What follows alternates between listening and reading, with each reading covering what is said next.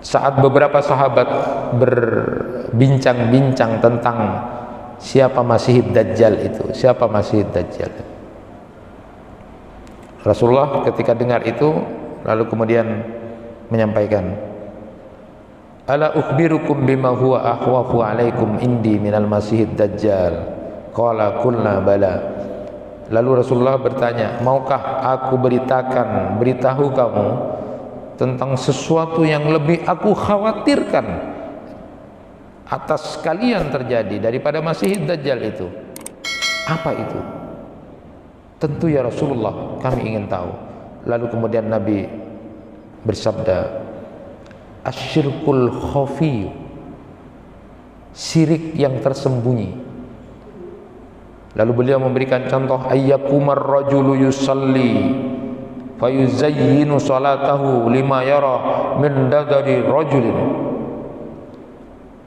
Beliau memberikan contoh kesyirikan tersembunyi itu adalah seperti seorang yang melakukan sholat lalu dia perbagus sholatnya karena dia sadar sedang dilihat orang.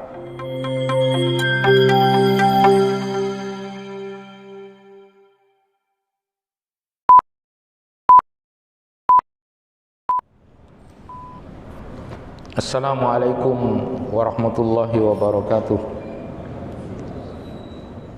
Alhamdulillahi rabbil alamin, wa bihi nasta'inu ala umuri dunya waddin. Ashhadu an la ilaha illallah wahdahu la syarikalah, wa ashhadu anna Muhammadan abduhu wa rasuluh. Allahumma salli wa sallim ala nabiyyina Muhammad wa ala alihi wa ashabihi ajma'in. Rabbi shrah li sadri wa yassir li amri wahlul 'uqdatam min lisani yafqahu qawli. Amma ba'du. Jemaah kuliah subuh yang dirahmati Allah, di kitabnya Syekh Al-Maliki itu Al-Khasa'isul Ummatul Muhammadiyah, keistimewaan, keutamaan umatnya Nabi Muhammad. Kita ini menjadi umat yang sebenarnya berbahagia karena kita punya modal iman yang porsinya besar. Porsi iman kita itu besar karena umatnya Nabi Muhammad itu percaya kepada semua rasul yang diutus Allah dan percaya kepada semua kitab yang diturunkan oleh Allah kepada para utusannya, karena kita porsi terakhir. Jadi modal iman itu besar. Berbeda dengan umat-umat yang terdahulu itu tidak semuanya. Kalau kita ini punya porsi iman yang besar ya, karena meyakini, percaya dengan semua rasul yang diutus Allah ke dunia, meyakini semua kitab yang diturunkan Allah kepada utusan-utusannya, karena kita terakhir. Dan di dalam Al-Quran sering sudah kita dengar surat Al-Baqarah 285 itu, amanar rasulu bima unzila ilaihi min rabbihi wal mu'minun kullun amana billahi wa malaikati wa kutubihi wa rusulih. Jadi kita meyakini banyak. Lebih istimewanya lagi, kita ini disebut oleh Allah Subhanahu wa taala sebagai umat terbaik. Nah, ini untuk perenungan kita. Kita sudah punya porsi iman yang besar. Kita juga oleh Allah disebut umat terbaik. Kuntum khaira ummatin ukhrijat linnasi ta'muruna bil ma'ruf wa tanhauna 'anil munkar wa tu'minuna billah. Jadi kita ini disebut sebagai umat terbaik. Selama masih melakukan amar ma'ruf nahi munkar dan beriman kepada Allah, kita disebut sebagai umat terbaik. Allah Subhanahu wa taala juga menyebut kita ummatan wasatan, umat yang moderat, umat yang pertengahan, umat yang lurus, umat yang adil. Di dalam Quran surat Al-Baqarah ayat 143, wa kadzalika ja'alnakum ummatan wasatan litakunu syuhada'a 'alan nas wa yakuna rasulu 'alaikum syahida. Umat terbaik, umat yang wasat, itu luar biasa. Kita juga mendapatkan syariat yang paling lengkap, sempurna. Surat Al-Maidah ayat 3, Al-yawma akmaltu lakum dinakum wa atmamtu alaikum ni'mati wa raditu lakumul islam dina. Apalagi umat terbaik, punya modal iman yang besar, umat yang adil, yang wasat, yang pertengahan, yang tidak ekstrim, tidak juga mengurang-ngurangi atau berleha-leha. Kita punya syariat yang sempurna, lengkap. Namun sebenarnya syariat yang kemudian kita jalani ini, syariatnya Nabi Muhammad ini ternyata adalah syariat yang termudah. Tidak ada satupun kewajiban kecuali itu pasti ada kemudahan di dalamnya. Ada pintu ruksah, ada pintu keringanan, masih terbuka bagi yang sakit, bagi yang sedang bepergian atau safar, berperang, lupa, salah, tidak sengaja. Itu masih diberikan kemudahan-kemudahan. Yuridullahu bikumul yusra wa la yuridu bikumul usra. Al-Baqarah 185. Jadi hebatnya itu sudah lengkap, sempurna, tapi kita ini sebenarnya mudah. Tidak seperti umat-umat terdahulu. Ya. Makanya Allah Subhanahu wa taala telah menghapus al-isr. Jadi kalau umat-umat terdahulu itu al-isr berat, bebannya itu berat. Tapi umatnya Nabi Muhammad ini luar biasa. Sudah punya sebutan yang luar biasa dari Allah, bahkan dihapus al-isr. Ini untuk perenungan kita. Jadi al-isr itu adalah beban perintah yang memberatkan. Itu dalam Quran surat Al-A'raf ayat 157. Wa yad'u anhum israhum wal aghlal allati kanat 'alaihim. Kita ini umat terakhir, tapi yang masuk surga pertama kali nanti itu adalah Nabi kita Nabi Muhammad SAW dan kita umatnya. Dan bahkan separuh lebih, bahkan ada ulama yang menyatakan sampai 2/3 penduduk surga itu adalah umatnya Nabi Muhammad. Mudah-mudahan kita termasuk di dalamnya. Nah, sudah itu punya modal yang kuat. Kenapa tadi itu beban al-isr itu kemudian tidak ada pada kita? Kalau umat-umat terdahulu itu bebannya berat. Orang yang bertobat, setelah bertobat harus bunuh diri. Jadi seperti harakiri itu, suruh bunuh. Orang yang kemudian kena najis, ya bajunya tidak cukup dengan dicuci. Kalau sekarang kan cukup dicuci saja, ya, pakai air, sabun, selesai.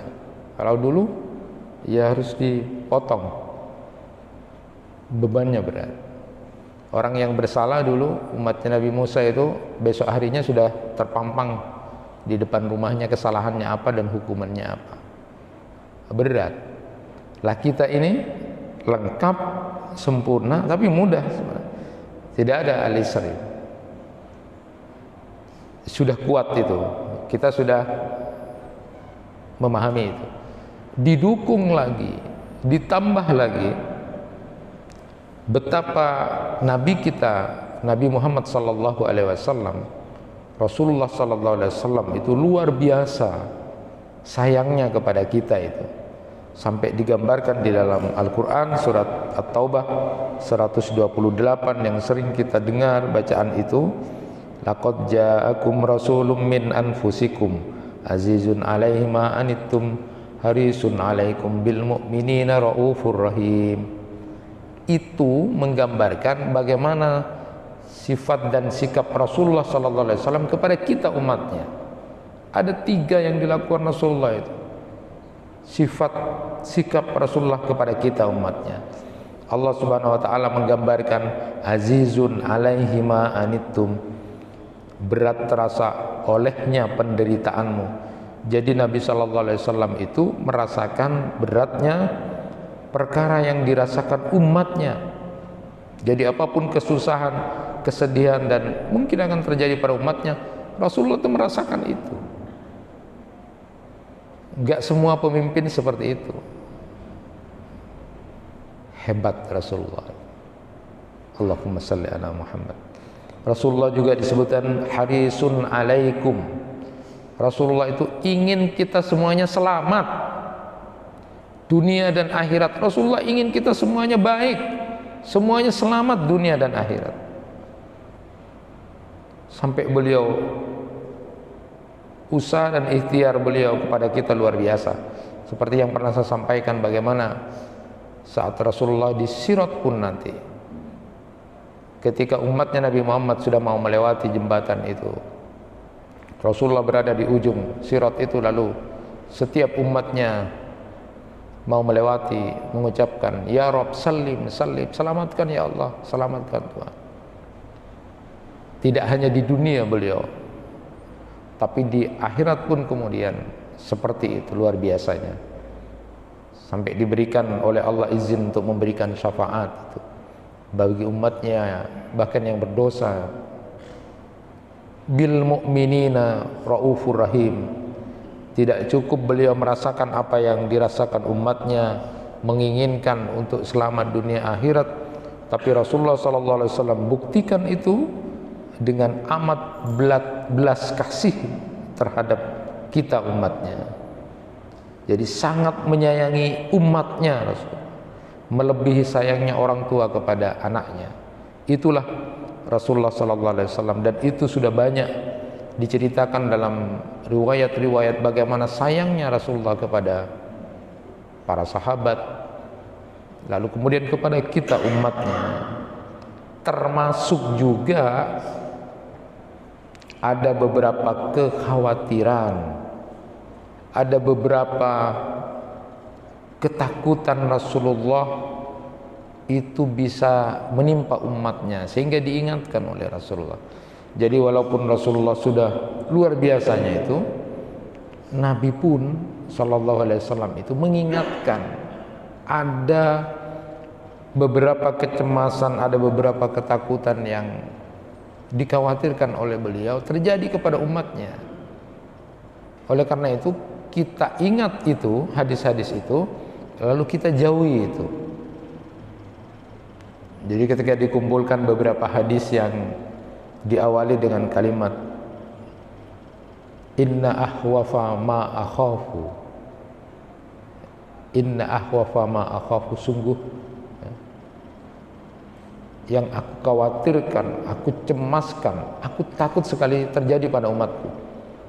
Itu artinya Rasulullah sangat perhatian kepada kita.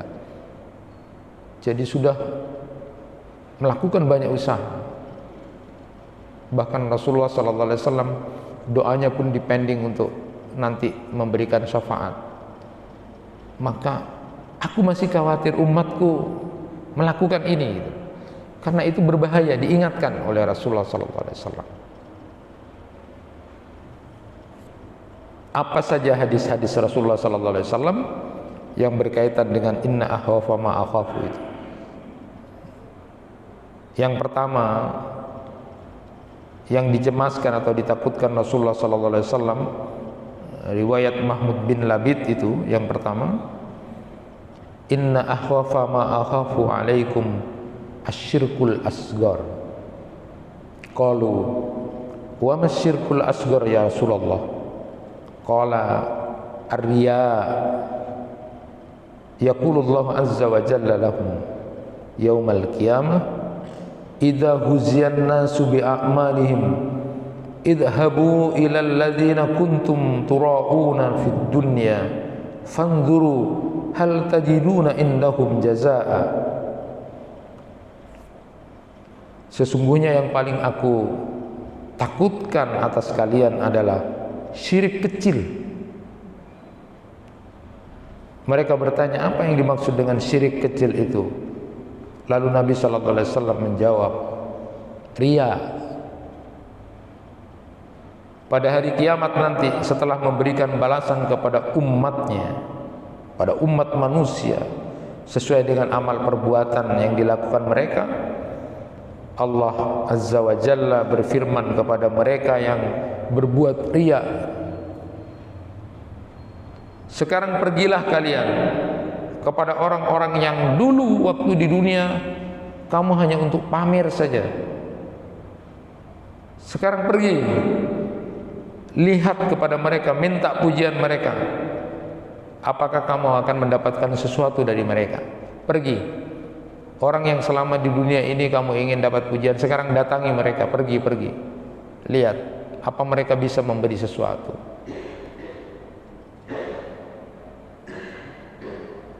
Tidak ada. Inilah yang dikhawatirkan oleh Nabi sallallahu alaihi wasallam. Yang pertama adalah riya. Yang disebut dalam riwayat Mahmud bin Labid ini adalah asyirkul asgar. Ya, sebagaimana yang sudah kita maklumi bersama di dalam kitab Subulus Salamnya Imam As-San'ani itu, beliau menyatakan riya itu adalah seseorang melakukan ketaatan atau meninggalkan perbuatan maksiat bukan karena Allah, atau dia memberitahukan apa yang dilakukan amalnya itu dipamer-pamerkan, atau senang perbuatannya itu kemudian diketahui orang banyak untuk dapat pujian dan tujuan-tujuan dunia saja, pujian, jabatan, popularitas, harta, kepentingan, maka semua itu tidak akan punya nilai. Dan bahkan riya itu dicela oleh Allah Subhanahu wa taala dan disandangkan kepada salah satu sifat orang munafik yang di dalam Al-Qur'an disebut, innal munafiqina yukhadi'una Allah wa huwa khadi'uhum wa idza qamu ila sholati qamu kusala yura'una an-nasa wa la yadhkuruna Allah illa qalila. Jadi disandingkan kepada sifat orang munafik.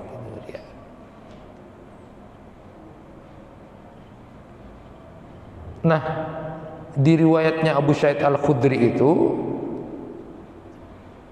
saat beberapa sahabat berbincang-bincang tentang siapa Masih Dajjal itu, siapa Masih Dajjal, Rasulullah ketika dengar itu lalu kemudian menyampaikan, ala ukhbirukum bima huwa akhwafu alaikum indi minal Masihid Dajjal. Qala qulna bala. Lalu Rasulullah bertanya, maukah aku beritahu kamu tentang sesuatu yang lebih aku khawatirkan atas kalian terjadi daripada Masihid Dajjal itu? Apa itu? Tentu ya Rasulullah, kami ingin tahu. Lalu kemudian Nabi bersabda, asyirkul khafi, syirik yang tersembunyi. Lalu beliau memberikan contoh, ayyakumar rajulu yusalli fayuzayyinu salatahu lima yara min dadari rajulin. Beliau memberikan contoh kesyirikan tersembunyi itu adalah seperti seorang yang melakukan sholat lalu dia perbagus sholatnya karena dia sadar sedang dilihat orang.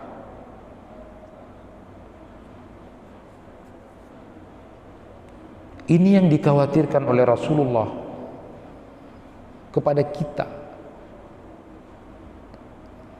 Di riwayat tadi disebutkan dengan asyirkul asgar, riwayatnya Mahmud bin Labid. Kalau di riwayatnya Abu Sa'id Al-Khudri itu disebut dengan asyirkul khafi. Bahkan yang lebih mengerikan itu di kitabnya Syekh Mahir Ahmad itu ketika menjelaskan tentang Jinanul Khuldi, beliau menyebutkan saat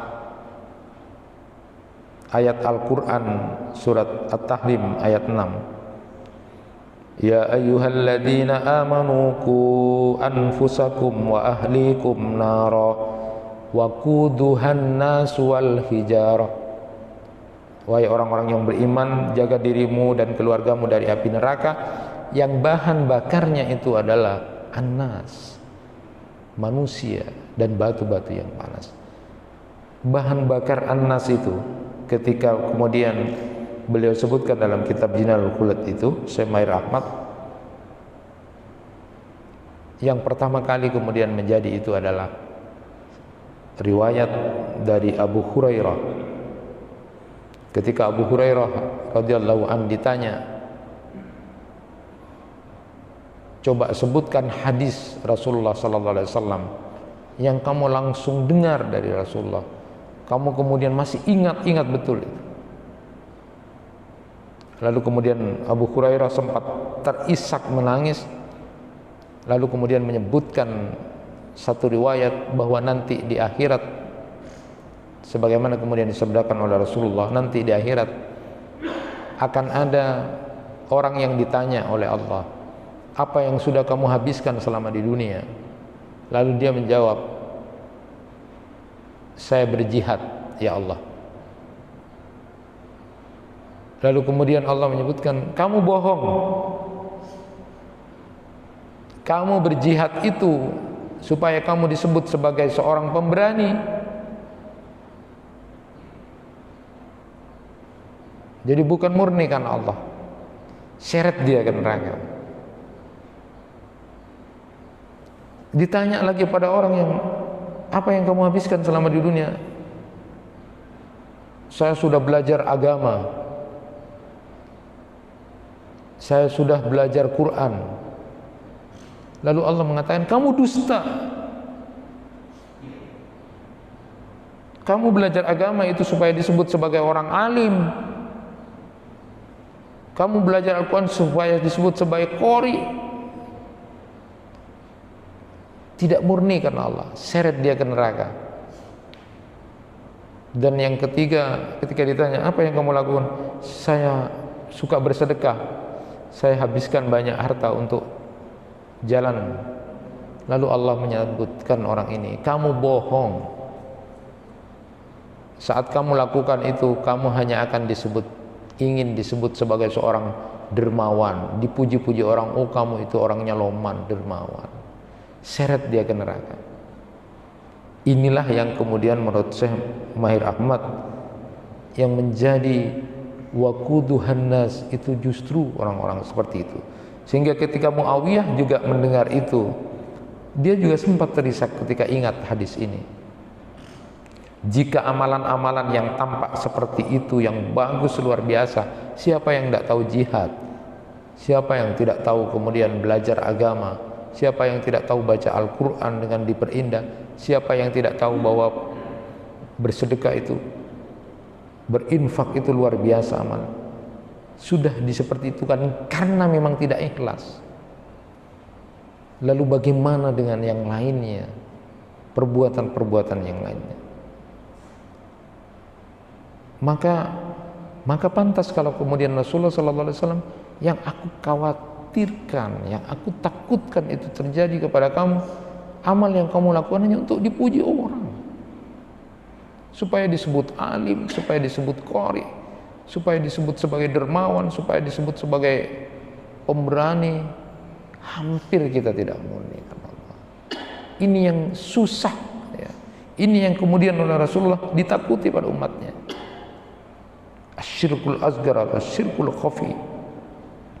Ketika ditanya kenapa disiksa ini orang-orang yang melakukan tampakan kebaikan itu, Syekh Yusuf Al-Qardawi itu dalam kitab At-Tariq Ilallahnya menyatakan, karena Islam begitu sangat perhatian terhadap niat,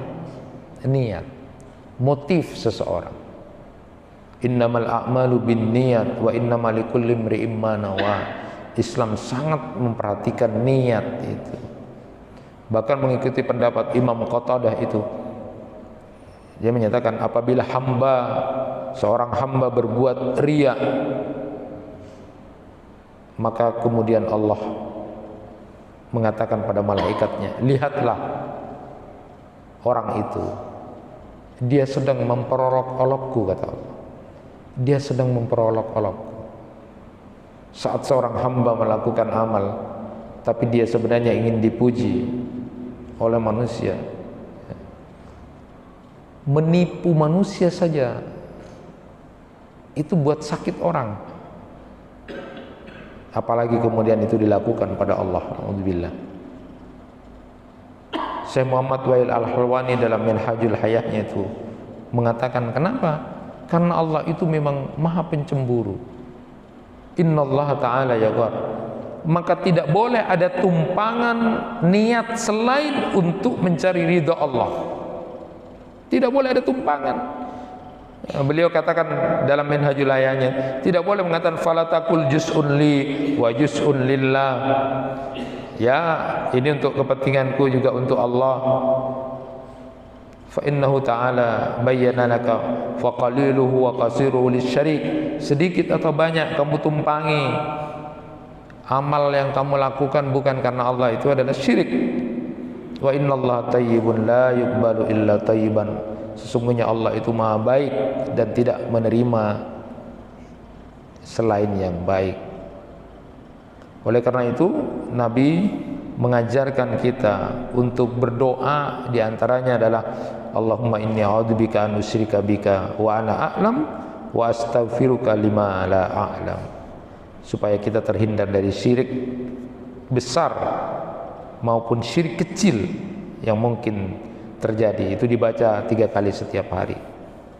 Jamaah yang dirahmati Allah, tapi hal yang perlu diingat, ini yang disampaikan oleh Sultanul Ulama, ya, Syekh Al-Iz itu Abdus Salam, Syekh Izzuddin Abdus Salam, ulama besar yang kita kenal dengan sebutan Sultanul Ulama, itu di kitab Sajaratul Ma'arifnya itu luar biasa. Beliau menyebutkan ikhlas itu memang beribadah kepada Allah semata-mata karena Allah, bukan selainnya. Tetapi beliau sebutkan ikhlas itu di dalamnya termasuk diantaranya adalah orang yang beribadah karena takut pada azab Allah, itu pun ikhlas. Orang yang beribadah karena ingin dapat rahmat pahala Allah, itu ikhlas. Orang yang beribadah karena kedua-duanya, karena takut azab Allah dan karena ingin dapat pahala dan rahmat Allah, itu juga ikhlas. Orang yang beribadah karena malu kepada Allah, banyak sudah nikmat yang diberikan, lalu dia kemudian akan menggunakan semua nikmat yang diberikan Allah, itu juga ikhlas. Orang yang beribadah karena cinta kepada Allah, itu ikhlas. Dan yang keenam, orang yang beribadah karena ingin mengagungkan Allah, itu juga ikhlas. Jadi biar tidak salah, itu 6 disebutkan. Tetapi yang riya itu jelas, ya, 2 disebutkan oleh beliau. Riya itu beribadah semata-mata karena ingin dipuji atau kepentingan dunia tertentu. Yang kedua, dia beribadah kepada Allah, ingin dilihat Allah, juga ingin dilihat manusia. Dan inilah yang disebut dalam asyirkul khafi, syirik yang tersembunyi. Sangat tipis sekali, bahkan digambarkan seperti seekor semut hitam di atas batu hitam di malam hari. Itulah kemudian Rasulullah khawatir, ya, jangan sampai itu ada. Terus diluruskan niatnya. Yang kedua, dalam riwayat Abu Sa'id Al-Khudri, apa yang dicemaskan Rasulullah terjadi kepada umatnya? Inna mimma akhafu alaikum min ba'di ma yuftahu alaikum min zahratid dunya wa zinataha. Sesungguhnya di antara yang aku khawatirkan terhadap kalian setelahku nanti adalah keindahan-keindahan dan perhiasan-perhiasan dunia yang nanti akan diberikan kepada kalian. Dan riwayat yang lain, riwayat Uqbah bin Amir itu, inni wallah ma akhafu alaikum an tusyriku ba'di walakinni akhafu alaikum an tanafasu fiha. Aku khawatirkan pada kalian terjadi adalah kalian saling berebut tentang dunia itu, saling menginginkan keduniaan itu, harta, jabatan, apapun saja ya. Segala keindahan dunia itu, sehingga kemudian melalaikan kamu untuk melakukan ibadah. Rasulullah karena begitu sangat sayang sama umatnya, diingatkan ada kelompok umatnya yang nanti akan sibuk pada dunia saja, yang dia pikirkan dunia saja. Ada yang memang begitu. Aku khawatir, kata Rasulullah. Lalu kemudian disampaikan salah seorang khalifah pada saat sudah sakit keras, dia sadar sudah ajalnya tinggal sebentar lagi, lalu kemudian dia perintahkan keluarganya, coba ambilkan aku kain kafan. Jadi ketika sudah sakit itu, ambilkan kain kafan, katanya khalifah. Lalu kemudian kain kafan itu dipegang, diusap oleh khalifah. Lalu mengatakan, subhanallah, malikasir wa ma ahlafu minad dunya illa anta. Subhanallah, hartaku itu sebenarnya banyak hartaku, tetapi tidak ada yang kemudian dibawa kecuali engkau, wahai kain kafan. Ufil laki minad dar. Sudah kalau begitu, apa sih dunia itu? Apa sih dunia itu? Alhaakumut takasur hatta zurtumul maqabir. Bermegah-megahan, berbangga-banggaan tentang sesuatu yang kamu lakukan yang bangga kepada yang lain. Bangga-banggaan telah membuat kamu lalai sampai kamu baru sadar ketika sudah nanti masuk kubur. Nah, yang ditakutkan oleh Rasulullah nanti umatnya itu sering berlomba-lomba dan bermegah-megahan dengan itu saja. Dan itu memang ada. Bagaimana Rasulullah begitu sangat sayang sebenarnya pada kita. Yang ketiga,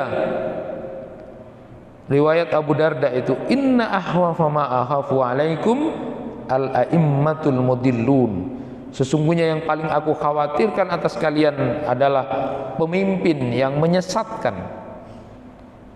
Jadi Imam As-San'ani itu dalam kitab At-Tanwirnya itu menyebutkan Nabi memang mengkhawatirkan itu nanti di antara umatnya nanti akan muncul pemimpin-pemimpin dalam konteks apapun itu, pemimpin-pemimpin, kepala-kepala yang kemudian suka menyesatkan karena punya pengaruh besar. Kalau pemimpinnya begini, maka rakyatnya juga akan begini. Kalau model yang memimpin begini, nanti anak buahnya juga begini. Inilah yang dikhawatirkan oleh Rasulullah SAW, bisa terjadi itu. Maka oleh karena itu, ketika Ibnu Hajar Al-Asqalani dalam kitab Fathul Barinya itu menjelaskan perkataan Abu Bakar As-Siddiq ketika ditanya oleh seorang perempuan dari Ahmas, ma baqauna ala hadzal amri shalih alladzi ja'allahu bihi ba'dal jahiliyah. Kira-kira beliau bertanya, apa yang membuat kita bisa langgeng di atas perkara yang baik ini, di agama Islam ini, setelah Allah datangkan kepada kita setelah masa jahiliyah. Lalu kemudian Abu Bakar radhiyallahu anhu menjawab, baqaukum alaihi mastaqamat bikum a'immatukum. Kalian akan tetap di atasnya agama ini selama pemimpin kalian itu istiqomah. Artinya memang harus hati-hati. Kalau pada titik tertentu ada pemilihan pemimpin, maka harus hati-hati, kita punya tanggung jawab dengan pilihan kita. Nah, yang keempat, apa yang ditakutkan oleh Rasulullah kepada umatnya, inna ahwafa ma atakhawwafuhu ala ummati akhir zaman salasa, imanan bin nujum wa takdiban bil qadri wa haifaz sultan. Sesungguhnya yang paling aku khawatirkan terhadap umatku di akhir zaman itu ada tiga hal. Mengimani nujum, dia percaya kepada bintang-bintang zodiak itu. Biasanya di majalah, di koran itu tidak ada kerjaan itu. Coba bintangku gimana? Atau dalam kemudian hal-hal seperti itu, percaya kepada hal-hal khurafat, percaya kepada hal-hal yang sebenarnya tidak ada itu. Percaya kepada dukun. Ada yang masih dalam dunia masih seperti itu. Itu yang aku khawatirkan, kata Rasulullah. Dan aku juga khawatir kepada umatku yang mendustakan takdir. Dia tidak suka pada takdir yang tidak baik. Dan yang ketiga, khawatir kezaliman penguasa. Ada yang nanti seperti itu. Jadi haiful a'immah, ya, kezaliman para penguasa atau pejabat kepada rakyat atau kepada masyarakat. Jemaah yang dirahmati Allah, sedikit menceritakan kezaliman ini. Ada diceritakan di kitabnya Syekh Mahmud Al-Misri itu, La tahzan wabtasim lihaya, jangan sedih, senyumlah dalam hidup itu. Beliau menceritakan satu kisah tentang seorang nelayan dan seorang penguasa waktu itu. Nelayan ini menggantungkan hidupnya pada mencari ikan. Suatu saat dia, singkat cerita, dia dapat ikan besar. Dia hanya untuk istri dan anaknya saja. Nah, ketika dia senang dapat ikan itu banyak itu ya, dan besar-besar, lalu kemudian dia ingin membagi, sepertiga dimakan, sepertiga kemudian diinvestasikan, nanti sepertiga dibagi. Ya. Nah, ketika itu di perjalanan ketemu penguasa, terus diminta, oh tidak boleh saya untuk keluarga. Mana-mana, karena dia penguasa lalu dipukul sampai kemudian ikannya dibawa. Singkat cerita, penguasa yang bawa ikannya itu lalu kemudian ketika mau diberikan pada istrinya, dia mencolot lalu menggigit jarinya penguasa itu. Dibawa ke tabib, ternyata wah ini berbahaya, ternyata ini supaya tidak menjalar, diamputasi, dipotong tangannya. Dan yang merasa terzalimi ini, nelayan ini lalu kemudian berdoa pada Allah, karena orang yang dizalimi itu sudah tidak ada lagi hijab. Dia berdoa pada Allah, ya Allah, hakku diambil, maka jangan balas dia nanti di akhirat, justru mulai dibalas di dunia. Apa yang terjadi ketika dimakan penguasa itu tabib, terus ternyata berikutnya juga ternyata masih sakit menjalar sampai dipotong lagi tangannya. Lalu kemudian dia pada saat tertidur, ketika sudah dipotong itu, lalu kemudian dia bermimpi, sampai kapan tubuhmu akan selalu dipotong? Kamu tidak akan pernah sembuh dari sakitmu kecuali kamu minta maaf kepada orang yang sudah kamu zalimi.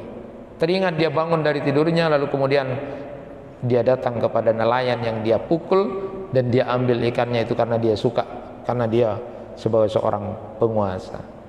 Minta maaf, lalu kemudian setelah itu dia sembuh dari sakitnya. Tidak ada hijab orang yang dizalimi itu. Berapa banyak sudah hak-hak orang diambil oleh yang kemudian dia berkuasa di atasnya itu. Dia punya hati-hati sekecil apapun. Kalau dia tidak maafkan, maka persidangannya nanti di akhirat, yang mana kebaikannya akan dijadikan bayaran, karena di akhirat sudah tidak ada lagi yang namanya uang, dirham dan sebagainya. Kemudian berikutnya apa yang ditakuti? Inna akhafu ma akhafu ala ummati amalu qaumul Lut. Rasulullah mengkhawatirkan lagi, aku khawatir di atas umatku itu ada perbuatannya kaum Lut. Masih ada nanti. Itu khawatir Rasulullah. Masih ada orang yang seperti Nabi Lut umatnya. Laki-laki suka pada laki-laki, perempuan suka pada perempuan, dan itu ada. Na'udzubillahi min dzalik. Rasulullah khawatir, Rasulullah cemas, nanti di umatku itu ada orang yang masih senang laki-laki senang pada laki-laki. Itu sudah melawan fitrah, perbuatan yang mungkar dan keji. Dan itu masih ada. Inilah yang dikhawatirkan oleh Rasulullah. Di atas kita punya modal iman yang besar. Kita disebut umat terbaik, umat yang wasat, umat yang diberikan kesempurnaan syariat. Tapi banyak kemudian sehingga Rasulullah sayang kepada kita juga dukungannya. Tapi ada yang dikhawatirkan Rasulullah, ada nanti di umatku yang masih seperti itu. Dan kalau itu terjadi, naudzubillah, hati-hati, diingatkan. Hampir itu di Indonesia sampai mau seperti itu, seperti di Barat mengakui pernikahan, walaupun sudah sembunyi-sembunyi masih ada yang seperti itu. Kemudian yang terakhir itu di antara hadis-hadis yang dikhawatirkan oleh Rasulullah sallallahu alaihi wasallam, ya naya al-arab salasan inna akhwafa ma akhafu alaikum ar-riya' wa syahwatul khafi. Yang dikhawatirkan oleh Rasulullah sallallahu alaihi wasallam di antaranya selain riya itu adalah syahwatul khafiyatun, syahwat yang tersembunyi. Jadi ulama itu kemudian memberikan pengertian tentang syahwatun khafiyah itu, ada yang menyatakan syahwatun khafiyah itu adalah orang yang suka kepada kecantikan perempuan, kemolekan tubuh perempuan. Ada juga yang dimaksud dengan syahwatun khafiyah itu adalah keinginan untuk melakukan berbuat maksiat apa saja pada saat tidak ada orang. Dan yang ketiga adalah orang yang meninggalkan maksiat ketika di banyak orang. Dia di banyak orang menjadi seperti waliullah gitu ya. Tapi ketika sendiri dia seperti wali setan. Itulah yang dimaksud dengan asyahwah al-khafiyah. Tetapi Imam As-Suyuti itu merajihkan satu tambahan redaksi yang ada di sebagian jalur riwayat itu, ketika wa masyahwatul khafiyah, apa yang dimaksud dengan syahwat tersembunyi itu, qala yusbihu ahaduhum shaiman fata'ridu lahu syahwatun min syahawatihi fayuwaqi'u syahwatuhu wa yada'u saumahu. Apa yang dimaksud dengan syahwat yang tersembunyi itu?